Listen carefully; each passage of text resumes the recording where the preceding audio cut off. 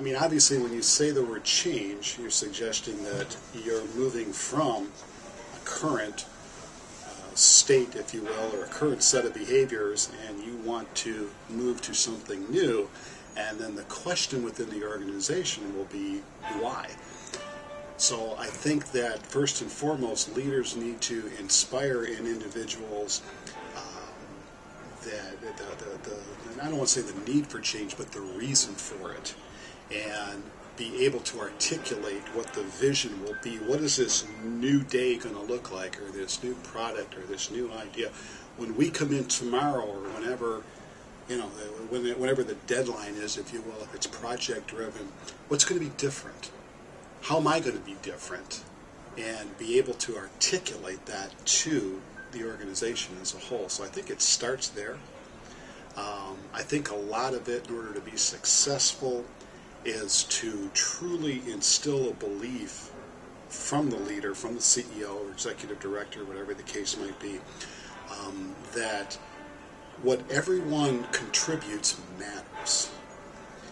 I think that everyone should feel as if, regardless of where they're at in the hierarchy of the organization, that what they do makes a difference at the end of the day in terms of the overall success of the organization. And I think it's incumbent upon the leadership in the organization to instill that belief that they are valued, that they're respected, that what they do truly has an impact on the end result. And if you're talking about change, I also think that it's the people, if you will, that we tend to, I don't want to say overlook, but the people that are in the sort of the lower positions within the organization, that we don't necessarily seek their input, we don't necessarily seek their advice, we don't seek their opinions, and yet they're the ones on the front line, so to speak. If I was to use an analogy, it would be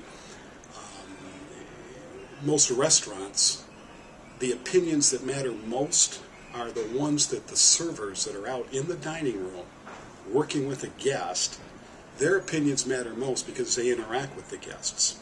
Now, if you take that same analogy and you apply it to a cultural institution, in our case a museum, we don't by and large seek the opinions of our visitor service associates as a whole.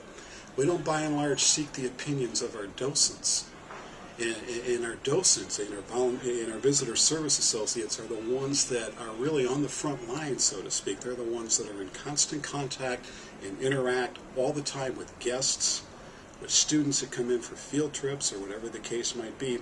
And yet when decisions are made, or at least in sort of the information gathering stage, they're not the ones that you would typically find being surveyed or asked questions, or around the table. It tends to be the directors and the managers and so forth.